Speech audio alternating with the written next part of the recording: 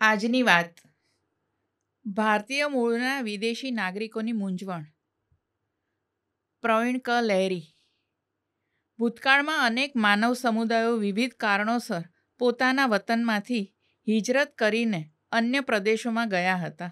સ્થાનિક જગ્યાએ સર્જાયેલી મુશ્કેલીઓ અથવા વિદેશમાં ઉચ્ચ અભ્યાસ કે રોજગારી માટે જતા ભારતીય મૂળના લોકો સમયાંતરે જે તે દેશનું નાગરિકત્વ પ્રાપ્ત કરી કાયમી ધોરણે ત્યાં વસવાટ કરે છે.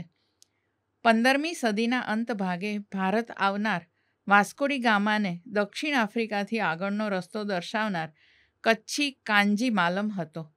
આ હકીકત દર્શાવે છે કે ભારતના લોકો વેપાર અર્થે સેંકડો વર્ષથી દરિયો ખેડતા આવ્યા છે. કોઈ વ્યક્તિ ટૂંકા સમય માટે વિદેશ જાય અને ત્યાં કાયમી વસવાટ કરે તેની વચ્ચે ખૂબ મોટું અંતર છે. અંગ્રેજ શાસનકાળ દરમિયાન આફ્રિકા, દક્ષિણ આફ્રિકા, વેસ્ટ ઇન્ડિઝ, મોરેશિયસ વગેરે દેશોમાં ભારતીય શ્રમિકોને પરાણે લઈ જવાના કિસ્સાઓ બન્યા. અમુક જ્ઞાતિઓ સાગર યાત્રા કરનાર જ્ઞાતિજનને બહાર મૂકવા લાગ્યા. આમ છતાં અનેક લોકોએ સાગર પાર કરી અન્ય દેશોમાં વસવાટ કરવાનું પસંદ કર્યું એ ઇતિહાસમાં નોંધાયેલી હકીકત છે. આજે ભારતીય મૂળના 3 કરોડથી વધારે લોકો વિદેશની નાગરિકતા મેળવી વિદેશમાં સ્થાયી થયા છે. અંગ્રેજીમાં તેને ઇન્ડિયન ડાયસ્પોરા અથવા નોન રેસિડન્ટ્સ ઇન્ડિયન એટલે કે NRI તરીકે ઓળખવામાં આવે છે. એક અંદાજ મુજબ 210 દેશોમાં વસતા 3.25 કરોડ ભારતીયો વિવિધ સમયે અલગ અલગ કારણોસર ત્યાં સ્થાયી થયા છે. વિશ્વના જે 10 દેશોમાં ભારતીયોની સૌથી વધારે સંખ્યા છે ત્યાંની રાજકીય અને સામાજિક પરિસ્થિતિમાં આવેલા પરિવર્તનની ચર્ચા કરવાથી આપણને આ ડાયસ્પોરાની સ્થિતિ વિશે જાણકારી મળશે. 1. United state of America. અંદાજિત 54 લાખની સંખ્યા સાથે ભારતીય મૂળના સૌથી વધુ લોકો USAમાં રહે છે. એક દેશમાંથી આવેલા લોકોના જૂથ તરીકે ભારતીય મૂળના લોકો અભ્યાસમાં આગળ છે. ડૉક્ટર, વૈજ્ઞાનિક, ઇજનેર જેવી લાયકાત સાથે તેઓ નોકરી ધંધામાં પણ સારું પ્રભુત્વ ધરાવે છે. આર્થિક રીતે અન્ય તમામ દેશના લોકો કરતાં ભારતીયો ઊંચી આવક ધરાવે છે. રાજકારણ, સાહિત્ય અને સર્જનાત્મક કલાના ક્ષેત્રે ભારતીય મૂળના લોકોએ નામના પ્રાપ્ત કરી છે. 52 જેટલી બહુરાષ્ટ્રીય કંપનીના મુખ્ય સંચાલકો તરીકે ભારતીય મૂળના તજજ્ઞો છે. ભારતીયો તેની નિષ્ઠા, ધગશ, પરિશ્રમ અને પ્રામાણિકતા માટે માન ધરાવે છે. મોટેલોના વ્યવસાયમાં તો 45-50% મોટેલોના માલિક ભારતીય છે. અમેરિકાનું આકર્ષણ એટલું પ્રબળ છે કે લોકો વિઝા માટે વર્ષો સુધી પ્રતીક્ષા કરે છે. જીવનું જોખમ લઈને અને લાખો રૂપિયા ખર્ચી તેઓ ગેરકાયદેસર ઘૂસણખોરી પણ કરે છે. અગાઉ અમેરિકા રંગભેદ અને જાતિવાદ અંગે થોડા અપવાદો વિના ઉદાર હતું. ડોનાલ્ડ ટ્રમ્પની પ્રથમ પ્રમુખપદની ટર્મથી એમના ટેકેદારોમાં રંગભેદ અને જાતિવાદ ઠાંસીને ભર્યા છે. પરિણામે ભારતીયો પર વંશીય હુમલાનું પ્રમાણ વધ્યું છે. અમેરિકામાં મંદી, ખૂબ મોટી વેપાર ખાધ અને બેરોજગારીના લીધે ત્યાં અભ્યાસ કે રોજગારી માટે જવાનું આકર્ષણ ઘટતું જાય છે. આ વર્ષે અમેરિકા અભ્યાસ કરવા જતા વિદ્યાર્થીઓની સંખ્યામાં 80% જેટલો ઘટાડો નોંધાયો છે. 2. યુનાઇટેડ આરબ અમીરાત. આ 7 રાજ્યોના સમૂહમાં 36 લાખ ભારતીય લોકો છે, જે ત્યાંની વસ્તીનો ત્રીજો ભાગ છે. બાંધકામના શ્રમિકો, વેપારીઓ, ચાર્ટર્ડ એકાઉન્ટન્ટ, પ્રોફેસર, ડૉક્ટર સહિત અનેક વ્યાવસાયિક ક્ષેત્રમાં તેઓ કામ કરે છે. UAEમાં વિઝા સરળતાથી મળે છે. રોજગારી પણ ઝડપથી મળે છે. વિવિધ વિદેશી યુનિવર્સિટીના શૈક્ષણિક સંકુલો અને સ્માર્ટ સિટીના કારણે ડિજિટલ ક્ષેત્રે પણ રોજગારી ઉપલબ્ધ છે. સલામતી, કાયદો વ્યવસ્થા પણ સારી અને ભારતથી પ્રમાણમાં નજીક હોવાથી અનેક ભારતીયો માટે UAE સારી કમાણી કરવા માટે આકર્ષણ ધરાવે છે. UAE જેટલું વિઝામાં ઉદાર છે તેના કરતાં વિપરીત યુએઈની નાગરિકતા મેળવવી ખૂબ મુશ્કેલ છે. વિશ્વ માટે રોકાણ, પર્યટન, અભ્યાસ અને રોજગારી માટે ઉભરી આવેલું યુએઈમાં ભારતીયો તેમના પુરુષાર્થ અને પ્રામાણિકતા માટે જાણીતા છે. ત્રીજો દેશ છે મલેશિયા. દૂર પૂર્વના આર્થિક રીતે હરણફાળ ભળી 5 એશિયન ટાઈગર જૂથમાં મલેશિયાનું આગવું સ્થાન છે. 29 લાખ ભારતીય મૂળના લોકો સાથે ત્રીજા ક્રમાંકે આવેલા મલેશિયાનો ભારત સાથેનો વ્યાપાર ખૂબ નોંધપાત્ર છે. મલેશિયાની સરકાર ભારત સાથે વ્યાપારી સંબંધો હોવા છતાં વિદેશ નીતિમાં પાકિસ્તાન તરફી છે. ભારતીય મૂળના લોકો પર થોડો અણગમો જરૂર છે, પરંતુ તેના કારણે ત્યાંની શાંતિ ડહોળાતી નથી. ભારતીયો માટે મલેશિયા પ્રવાસન અંગે પણ માનીતું છે. એનું અર્થતંત્ર ગતિશીલ છે. માથાદીઠ આવકનું પ્રમાણ ઊંચું છે. ભારતીય મૂળના લોકોએ જહેમતથી આર્થિક સમૃદ્ધિ પ્રાપ્ત કરી છે. મલેશિયામાં અભ્યાસ માટે ભારતથી વિદ્યાર્થીઓ જતા નથી. ચોથું છે કેનેડા. 28 લાખની ભારતીય મૂળના લોકોની વસ્તી સાથે ડાયસ્પોરાની યાદીમાં ચોથું સ્થાન ધરાવતું કેનેડા 3 વર્ષ પહેલાં અભ્યાસ, રોજગારી, કાયમી વસવાટ અને નાગરિકતા માટે યુવાન યુવતીઓની પ્રથમ પસંદગી હતું. કોરોના કાળ બાદની મંદી, ખાલિસ્તાનીઓ દ્વારા આચરવામાં આવતી હિંસા અને કેનેડાની સરકારનું ભારત વિરોધી વલણ જોતા કેનેડાનું આકર્ષણ ઘટી રહ્યું છે.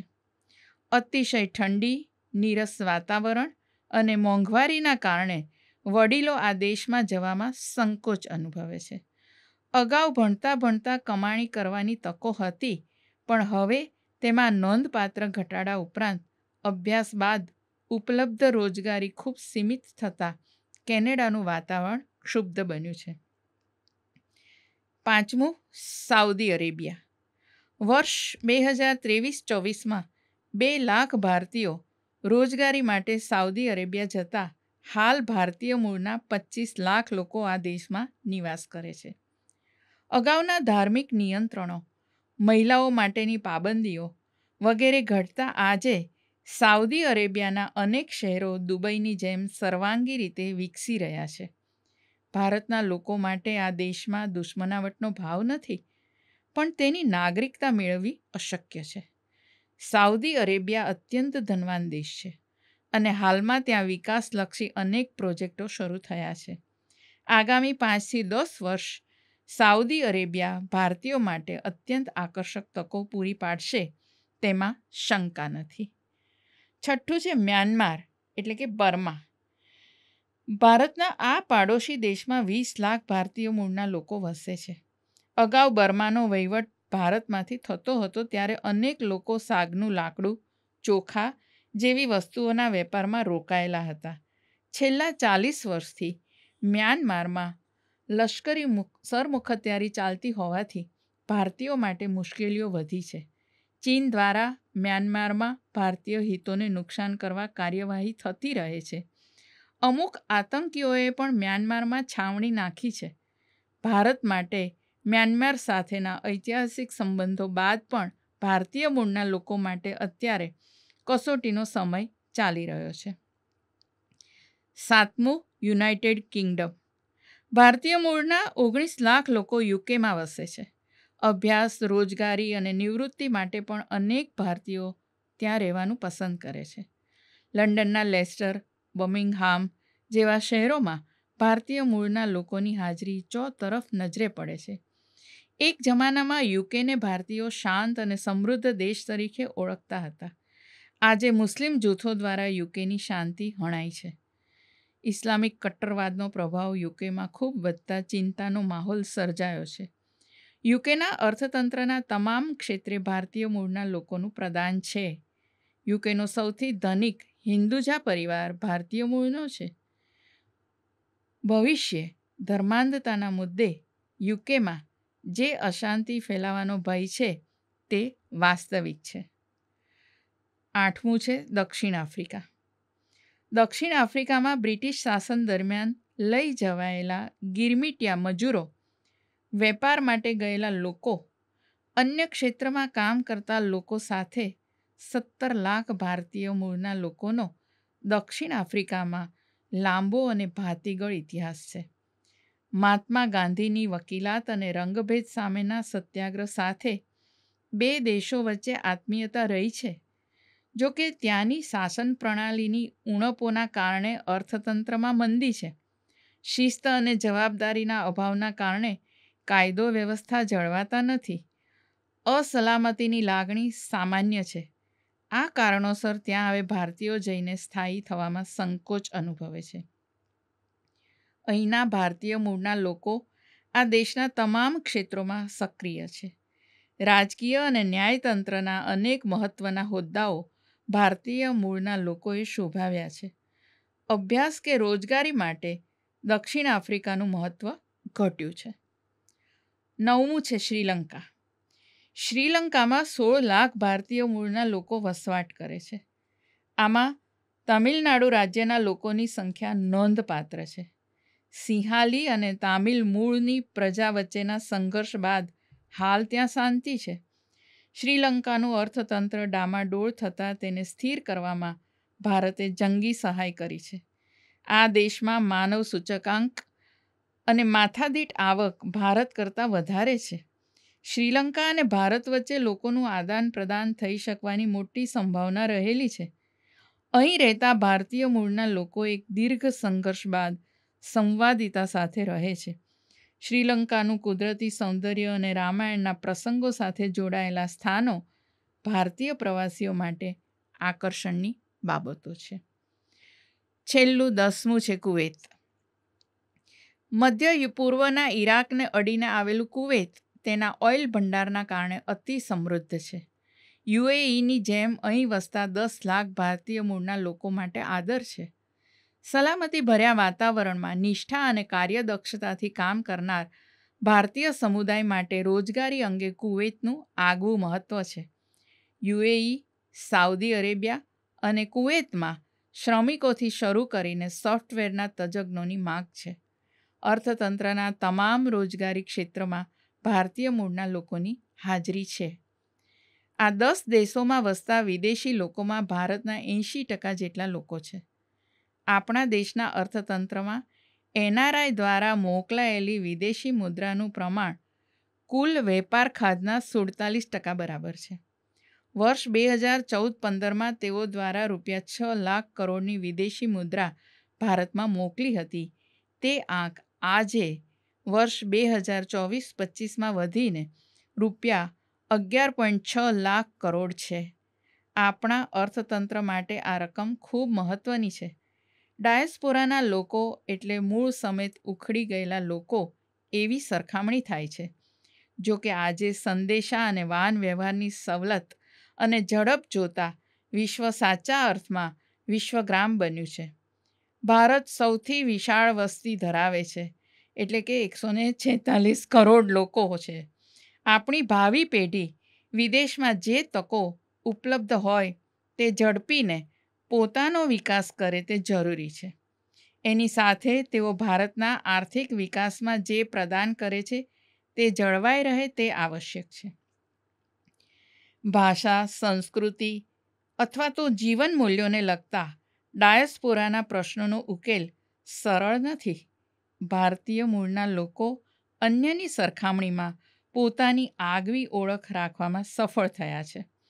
પરંતુ જેમ જેમ પેઢીઓ વીતતી જશે તેમ તેમ આ કાર્ય મુશ્કેલ બનશે. ભારતીય મૂળના લોકોની આગામી પેઢીઓ માટે બેવડી જવાબદારી છે. જે દેશમાં વસે છે ત્યાંના માહોલમાં ઓતપ્રોત થવું જરૂરી છે. એની સાથે ભારતીય સાંસ્કૃતિક વિરાસતની જાળવણી પણ જરૂરી છે. આ દેખીતો વિરોધાભાસ સમન્વયમાં ફેરવી શકાય તેમ છે. વિદેશીઓ પણ ભારતના ધર્મ, પહેરવેશ, ઉત્સવો અને વ્યંજનો પ્રતિ આકર્ષાય છે. ભિન્ન ભિન્ન પરંપરા વચ્ચે સમન્વય સ્થાપવો અને રંગભેદ કે જાતિભેદ નિયંત્રણમાં રહે તેવું વાતાવરણ સર્જવા માટેનો પડકાર નાનો સૂનો નથી. દેશની 146 કરોડની વસ્તી સામે ભારતીય મૂળના વિદેશ વસતા લોકોની સંખ્યા 3.25 કરોડ હોય તો તે માત્ર 2%થી સહેજ વિશેષ છે. આ લોકોએ જે આર્થિક પ્રગતિ કરી છે અને ભારતના અર્થતંત્રને મોટો ટેકો આપ્યો છે તે જોતાં આપણે વિશ્વમાં ભારતીયની હકારાત્મક ઓળખ ટકાવી રાખવાની છે. ભારતમાં જે રીતે અલ્પમાં અલ્પ લઘુમતી હોવા છતાં પારસી કોમ દૂધમાં સાકરની જેમ ભળી ગઈ છે, તેમાંથી ભારતીય મૂળના લોકોએ પ્રેરણા લેવાની છે. આપણા પૂર્વજોનું વસુધૈવ કુટુંબકમ સાર્થક કરવામાં ભારતીય મૂળના લોકોની અગ્ર ભૂમિકા રહી છે.